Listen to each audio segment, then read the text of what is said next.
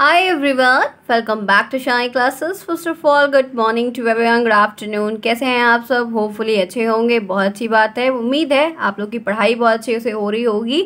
आप सभी को मेरी ओर से जय श्री कृष्णा, राधे राधे, राम राम। आज हम यहाँ पर आपका जो क्वेश्चन है ना, ये आपके एक पर्टिकुलर टॉपिक से लिया गया क्वेश्चन मैं करवाऊंगी। और टॉपिक क्या है आपका? पर्सनैलिटी, जिसको हम कहते हैं व्यक्तित्व से संबंधित जो प्रश्न है वो मैं आपको यहाँ पर करवाने वाली हूँ। होपफुली ये क्लास बहुत अच्छी होगी आपके लिए और इसके जो क्वेश्चंस है वो आपके सीरीज़ में भी आपको कई सारे मिले होंगे और आपको काफ़ी हेल्पफुल करेंगे। ये क्वेश्चंस यहाँ पर आज, इससे पहले मैंने इन क्वेश्चंस को नहीं करवाया है, आपकी सीरीज़ में जो मिले थे वही करवाए हुए हैं। कुछ प्रश्न आपको नए भी मिलेंगे क्योंकि इस टॉपिक से संबंधित वो प्रश्न बना हुआ है। तो चलिए, तैयार हैं आज क्वेश्चंस को देखने के लिए? आइए शुरुआत करते हैं। आप शाइन क्लासेस सभी का यहाँ पर स्वागत है। आप में से पहली बार कोई आए हुए हैं तो प्लीज़ चैनल को सब्सक्राइब करिए, टेलीग्राम को ज्वाइन करिए, लिंक आपको कमेंट बॉक्स में मिलेगा। जितना हो सके उतना शेयर करिए, चैनल को लाइक करना बिल्कुल नहीं भूलिएगा, लेकिन पूरा वीडियो देखने के बाद।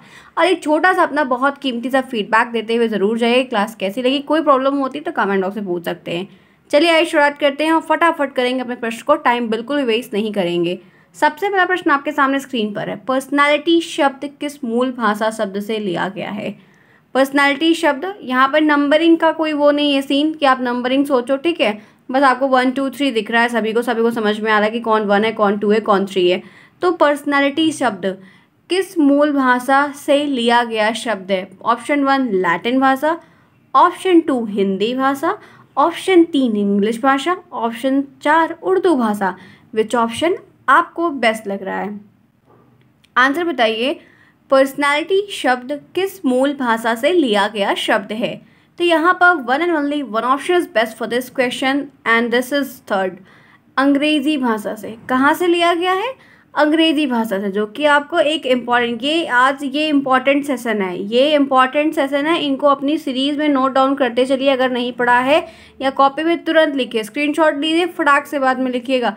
पर्सनैलिटी शब्द किस मूल भाषा, एक शब्द में लिखिए, पूरा मत लिखिए। जब तक मैं आपको पूछती हूँ कौन सा सही है तब तक आप क्वेश्चन लिख लिया और उसके आगे डैश लगा के, जैसे वन लाइनर होता है वैसे लिख दीजिए अंग्रेजी भाषा।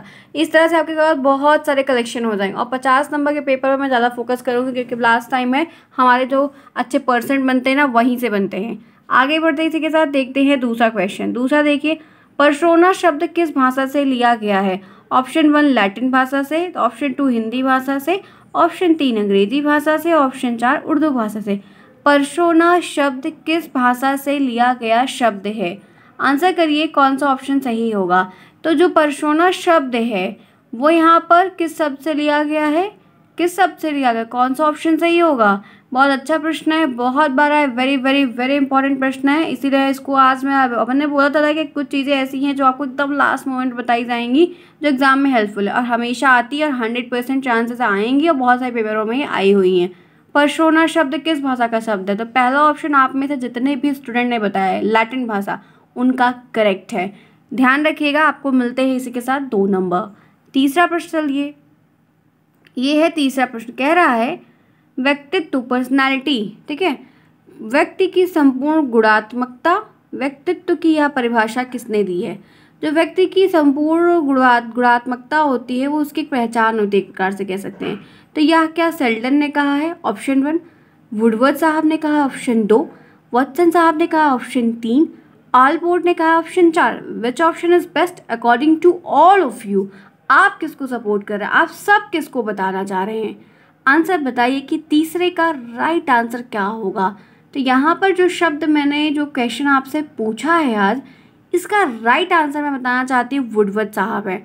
वुडवर्ड साहब ने यह बात कही है। तो ये कथन का प्रश्न है जो कि आपके बाल विकास का एक क्वेश्चन यहाँ पर आपको ये भी इंक्लूडेड मिल गया। तो इसी के साथ आपको मिलते हैं 3 नंबर आज के। आइए नेक्स्ट चलते हैं। पर्सोना शब्द का सही अर्थ क्या है? पर्सोना शब्द का सही अर्थ, एकदम एग्जैक्टली क्लियर अर्थ क्या है? खिलौना ऑप्शन 1, मुखौटा ऑप्शन 2, लकड़ी ऑप्शन 3, उपरोक्त में से कोई नहीं। जो पर्सोना शब्द है, पर्सनैलिटी के अंग्रेजी भाषा से लेकर बनाया गया शब्द है ये, तो ये कह सकते हैं कि लैटिन भाषा से लिया गया शब्द है पर्सोना, ठीक है, और पर्सनैलिटी उसी से बनी हुई है जो कि इंग्लिश शब्द है। तो उसका शब्द का मीनिंग क्या है बताइए? फोर्थ का राइट आंसर तो मैं बताना चाहती हूँ मुखौटा। आप में से जिन्होंने सही किया उनके फोर्थ का ये ऑप्शन सही है। आगे बढ़िए नेक्स्ट। निम्न में से किसने शारीरिक संरचना के आधार पर व्यक्तित्व के प्रकार बताएं। ये भी आपके चैप्टर के सिलेबस में है। इनसे थोड़े से कम आते हैं लेकिन आ सकते हैं। निम्नलिखित में से शारीरिक संरचना के आधार पर व्यक्तित्व के जो प्रकार बताए गए हैं वो किन्होंने बताए? जुंग ने, फ्रायड ने, सेल्टन ने, स्पेंसर ने। स्पेंसर इनका नाम है। चलिए बताइए क्या होगा। तो शारीरिक रचना, जो शारीरिक बनावट है, फिजिकल जो ढांचा है, उसके बेस पे जो पर्सनालिटी के प्रकारों को डिवाइड किया गया है, बताया है, वो सेल्टन साहब ने बताया। ठीक है, तो ऑप्शन तीसरा जो है वो करेक्ट है। नेक्स्ट, निम्न में से किसने व्यक्तित्व को अंतर्मुखी और बहिमुखी प्रकारों में बांटा? जो ये इंट्रोवर्ट और एक्सट्रोवर्ट डिवाइडेशन हुआ है, आखिर यह किसने किया है? ऑप्शन 1 टर्मन साहब, ऑप्शन 2 कैशमर, ऑप्शन 3 सेल्डन और कार्ल जुंग। बहुत अच्छा प्रश्न है, very very very very very very important प्रश्न है। आपने कई बार पढ़ा है व्यक्तित्व के प्रकार, अंतर्मुखी कौन, उभयमुखी कौन, बहिमुखी कौन, तो ये डिवाइड किसने किया है? आंसर बताइए। 6th का राइट ऑप्शन क्या होगा? तो मैं बताना चाहती हूँ कि आप सभी में से जिन्होंने 6 के लिए डी ऑप्शन चूज़ किया, उनका करेक्ट है कार्ल जुंग। क्लास पसंद आ रही है, समझ में आ रहा है? इसी के साथ चलिए फटाफट करिए लाइक, क्योंकि मंदिर में आना है तो घंटी ज़रूर बजाना है। चलिए फटाफट करिए, फिर मैं आगे बढ़ूंगी। सब मैं आज इसके आपको 30 प्रश्न करवाऊंगी। इस समय मैं आपको 6 प्रश्न तो पहुंच चुकी हूँ। आपको आगे प्रश्न करने हैं तो फटाफट लाइक करिए जिन्होंने क्लास को अभी तक नहीं लाइक किया। चलिए डू इट फास्ट। ठीक है, चलिए चलिए do it fast. I hope so बहुत सारे बच्चे बहुत अच्छे और बिना कहे काम करते हैं। ठीक है, तो मुझे उम्मीद तो है कि सभी करेंगे फ़िलहाल के लिए। चलिए आइए देखते हैं क्या चीज़ें यहाँ पर है। आइए, होप सो कि कर दिया होगा। 7th, निम्न में से दार्शनिक, वैज्ञानिक, गणितज्ञ आदि में किस प्रकार का व्यक्तित्व पाया? जो लोग दार्शनिक होते हैं, जो लोग वैज्ञानिक टाइप के सोच विचार के होते हैं, गणितज्ञ होते हैं, उनका व्यक्तित्व कैसा होता है? उनकी पर्सनैलिटी कैसी होती है? अंतर्मुखी होते, बहिमुखी होते, उभयमुखी होते कि सब कुछ होते हैं? 7वें में क्या होगा? क्या आप में से कोई है दार्शनिक है? आप लोग वैज्ञानिक हैं, गणितज्ञ हैं, तो इनका जो नेचर है, या ऐसे किसी दोस्त से आपने मिला होगा, कैसी पर्सनैलिटी दिखती है उनकी? पर्सनैलिटी का जजमेंट एक बहुत अच्छा जेस्चर होता है। चलिए बताइए 7th में क्या सही होगा? तो 7th में अंतर्मुखी। ये लोग थोड़ा ना अंतर्मुखी होते हैं, शांत स्वभाव के होते हैं, इनके मन में विचार चलते रहते हैं, ये उसके बेस पे अपने हर प्रोजेक्ट को अमल करते हैं, मतलब पूरा करते हैं। आगे बढ़िए। निम्न में से अंतर्मुखी व्यक्तित्व की विशेषताएं क्या होती हैं? संदेही होते हैं, एकांत प्रिय रहने वाले होते हैं, हंसी मजाक वाले होते हैं, नेतृत्व क्षमता वाले होते हैं, उपरोक्त में से कोई नहीं। जो लोग इंट्रोवर्ट होते हैं वो कैसे होते हैं, किस पर्सनैलिटी के होते हैं? तो वो लोग संदेही होते हैं क्योंकि हर बात में शक करते हैं। एकांत प्रिय होते हैं, किनारे में जैसे एक वो रखा रहता है, फ्लावर पॉट रखा रहता है ना किनारे, अक्सर घरों के रूम में जो कॉर्नर होता है रूम का डेकोरेशन वाला, वहाँ पे एक बढ़िया सा पॉट, उसमें खूब बढ़िया सा गुलदस्ता वास रखा रहता है, वैसे वो भी वही किनारे उसके बगल में देखोगे ना तो वही बैठे रहते हैं फिलहाल के लिए। ठीक है, एकांत प्रिय होते हैं, बहुत खतरनाक भी, कुछ अच्छे भी होते हैं, सब नहीं कि सब खराब ही होते हैं, बट ये है कि थोड़ा तो चुप स्वभाव के रहते हैं, वो बड़े खतरनाक भी कभी कभी साबित हो जाते हैं। कब प्रकट हो जाएंगे ज्वालामुखी की तरह उनका कुछ पता नहीं रहता है। इसी के साथ आगे बढ़ते हैं नेक्स्ट। ठीक है, नेक्स्ट देखिए 9th आइए। निम्न में से गोलाकार व्यक्तित्व की विशेषता नहीं है। गोलाकार व्यक्तित्व ये सब बॉडी के आकारों के बेस पर डिवाइड हुआ है। तो कद छोटा होता है, शरीर भारी होता है, हम मोटे मोटे होते हैं, हंसी मजाक करने वाले होते हैं, खाने के शौकीन होते हैं, सामाजिक प्रवृत्ति के व्यक्तित्व होते हैं। तो जो गोलाकार, इसकी शरीर गोलाकार की होती है, वो किस टाइप के होते हैं? इनकी विशेषता में नहीं आता है कि वो ऐसे नहीं, जो लोग गोल मटोल टाइप के होते हैं, डमरू जैसे वो मतलब उनकी में क्या नहीं आता है? तो देखो अक्सर हम लोगों ने देखा, बहुत तो नहीं लेकिन जो गोल मटोल टाइप के होते हैं उनका कद छोटा होता है। ठीक, क्योंकि उनका साइज दूर से ऊपर से आने के बजाय चौड़ा चौड़ा फैलता है, शरीर उनका भारी हो जाता है, मोटे होता है। हंसी मजाक वाले होते हैं, एकदम हमेशा खुश रहते हैं और हमेशा हंसी मजाक करते रहते हैं, बच्चों से बड़ा लगाव रहता है, खुश करते रहते हैं सभी को, टॉफी वॉफी अक्सर लिए रहते हैं अपने जेबों में, खाने के बड़े शौकीन हैं, तभी वो इतने जो है ऊपर जाने के बजाय दूसरी साइड फैल जाते हैं, खाने के कुछ शौकीन है। सामाजिक वगैरह चीज़ें उनको नहीं आती, उतना नहीं आती, उतना समाज लें अपने खाने में मस्त। जैसे तारक मेहता में आता है ना कि हाथी भाई करके देखिए, उनको खाने के से कुछ नहीं सूझता है। आई होप सो कि आप लोग भी देखते होंगे, मेरा तो फेवरेट सीरियल, मैं वही देखती हूँ अक्सर। तो वो चीज़ें जो है वैसे ही व्यक्तित्व के लोग हैं। ठीक है, सबसे बेस्ट एग्जाम्पल वही है। आगे बढ़ जाओ। 10th देखो, कैशमर के एथलेटिक प्रकार से व्यक्तित्व से मिलता जुलता व्यक्तित्व का प्रकार कैसा होता है? ये भी एक डिवाइडेशन है मनोवैज्ञानिक है, जिन्होंने एथलेटिक के बेस, एथलेटिक का मतलब वो दौड़ने वाले रेसर टाइप के होते हैं, जो दौड़ते हैं, जंप करते हैं, लंबी लंबी छलांगे लगाते हैं वो लोग। तो आयताकार, गोलकार, लंबाकार, उपयुक्त सभी, इन्होंने डिवाइडेशन किया है, सब लोग ने अलग अलग तरीके से डिवाइड कर दिया और हमें याद करना पड़ रहा है। तो कैशमर साहब ने जो एथलेटिक प्रकार से कहते हैं कि मतलब बांटा है व्यक्तित्व को, वो आयताकार, ठीक है, आयताकार, ध्यान रखिएगा। उम्मीद थोड़ी कम है इस प्रश्न के आने की, लेकिन आपके उस टॉपिक से, इसलिए मैंने कहा आप दे ही देते हैं, मान लो अगर आ जाए तो ठीक है, बच्चे कर लेंगे। बाल संप्रत्यक परीक्षण किसने दिया है? लियोपोल्ड बैलक, मॉर्गन और टेंडलर और आइजैक। बताइए, बाल संप्रत्यक परीक्षण किसने दिया है? चाइल्ड एप्रिशिएशन टेस्ट पढ़ा है? CAT के बारे में पढ़ा है? बिल्कुल पढ़ा है, कोई मना कर ही नहीं सकता यहाँ पर कि नहीं पढ़ा और मैंने नहीं पढ़ाया। तो राइट आंसर लियोपोल्ड बैलक है, पहला ऑप्शन करेक्ट है, जो कि बहुत मोस्ट इंपॉर्टेंट प्रश्न है, जो कि बहुत बार आपको आता है। ये जो सेशन आज का है ये बहुत बहुत बहुत बहुत इंपॉर्टेंट है, इसमें से बहुत क्वेश्चंस आएंगे, इस बात को ध्यान रखिएगा।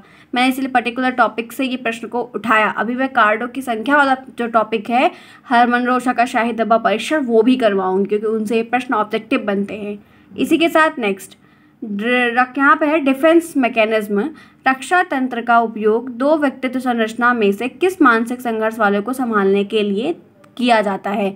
तो जो इद या परम अहम होते हैं, देखिए बहुत अलग अलग मतलब सोच विचार के लोग होते हैं, जो बहुत सारे लोग बहुत इद का मतलब इद और परम अहम एकदम अहम टाइप के, इद ईगो, ठीक है, ये फ्रायड का बाटा का एक कलेक्शन कह सकते हैं। इसके टेट पे प्रश्न ज़्यादा आते हैं फिलहाल।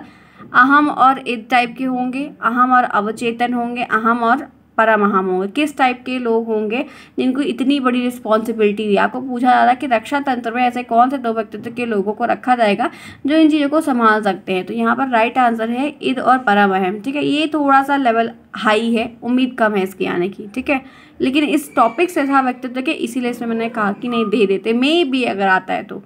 आगे बढ़िए, फ्रायड ने कौन सी मूल प्रवृत्ति पर अधिक जोर दिया? ये एक अच्छा प्रश्न है। फ्रायड के बारे में आपने काफ़ी कुछ पढ़ा है, आपको फ्रायड के बारे में पढ़ने के बाद क्या पता चला कि कौन सी मूल प्रवृत्ति है ऐसी जो बार बार ये जोर दे रहे हैं उस पर, बार बार सबको करने के लिए कह रहे हैं? तो संचय प्रवृत्ति, रचना, काम और एकांत। आंसर बताइए क्या होगा?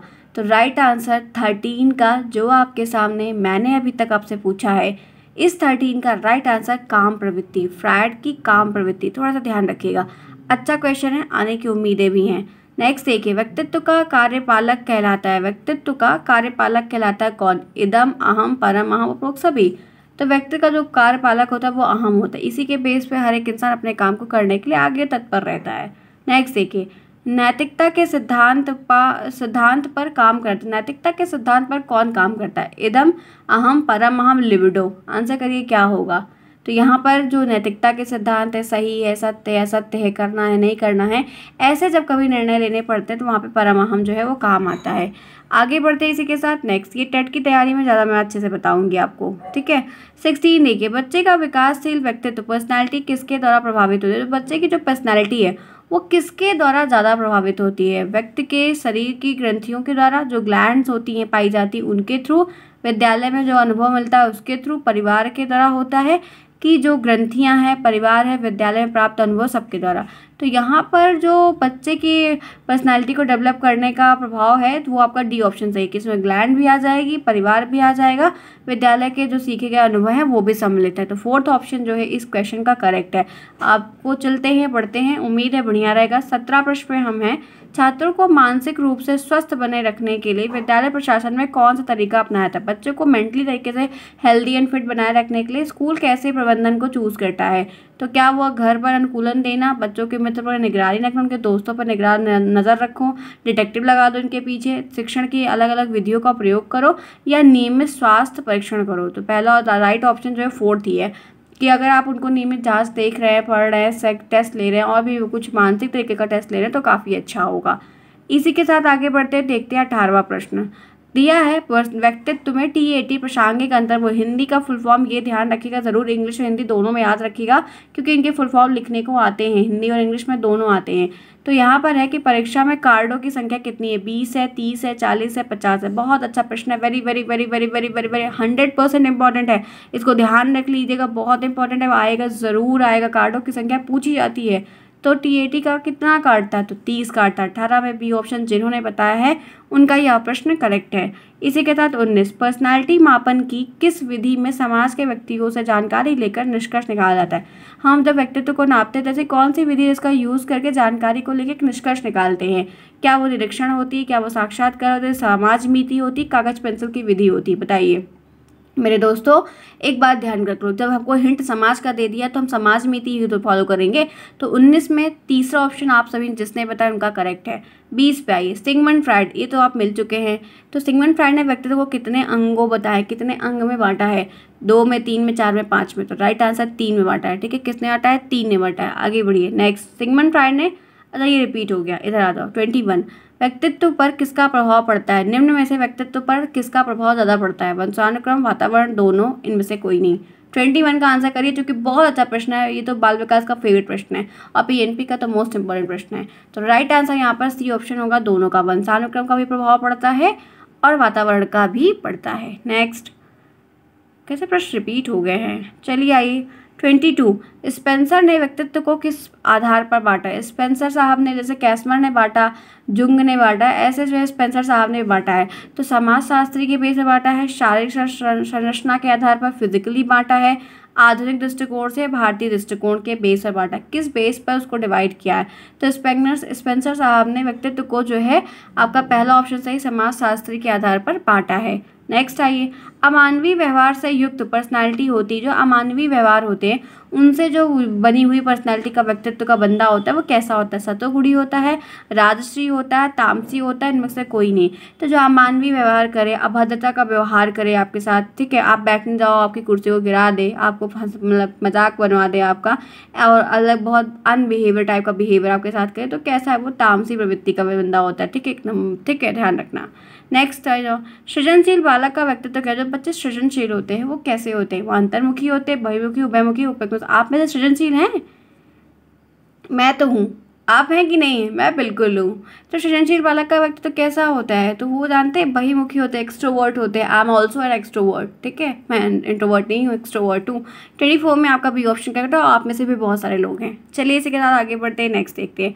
वाक्य पूर्ति परीक्षण का निर्माण किसने किया? वाक्य पूर्ति परीक्षण आपको छोटे छोटे बॉक्सेस में, कोई जैसे आप वो क्या कहते हैं, मुझे जैसे देखो, पहले एक टॉफ़ी मिलती थी, उसमें कुछ खाने के लिए मिलता था, उस टॉफ़ी में वो अल्फ़ाबेट्स जो है उसमें से काट के निकाल के मिलते थे, और वो ऐसा कुछ रहता था और उसमें हम उसको जाके फिट करके बैठाते थे। बहुत पहले मिलता था, अब तो पता नहीं, बहुत पहले की बात है। तो वो वाक्य पूर्ति परीक्षण जो है ना, वो यही तरीके का है कि वाक्य का खाना जो होता है वो कर रहा होता है, उसमें से वाक्य जो है, जो शब्द वगैरह वो निकला होता है, फिर हमको उसमें से फिट करके बैठाना, जो कि छोटे बच्चों के लिए आज भी आता है गेम खेलने को। तो वाक्य पूर्ति परीक्षण का निर्माण किसने किया? वाटसन ने, जेल मुंडो ने, लियोपोल्ड बेलक ने, पाइन और टेंडलर ने। तो right answer one and only one option is best. इसका फुल फॉर्म इंग्लिश में सेंटेंस कंप्लीशन टेस्ट कहते हैं उसको। तो यहाँ पर पाइन और टेंडलर ने कहा, जो कि एक अच्छा प्रश्न, शायद आपके लिए नया भी होगा लेकिन आपके सिलेबस में है। हरमन रोशा का शाही डब्बा परीक्षण में कार्डों की संख्या कितनी है? इस पर मैं और डिटेल में बताऊंगी, लेकिन अभी क्वेश्चन बीच में ले ही लिया है क्योंकि करवा दूं आपको, एग्जाम बहुत नज़दीक है।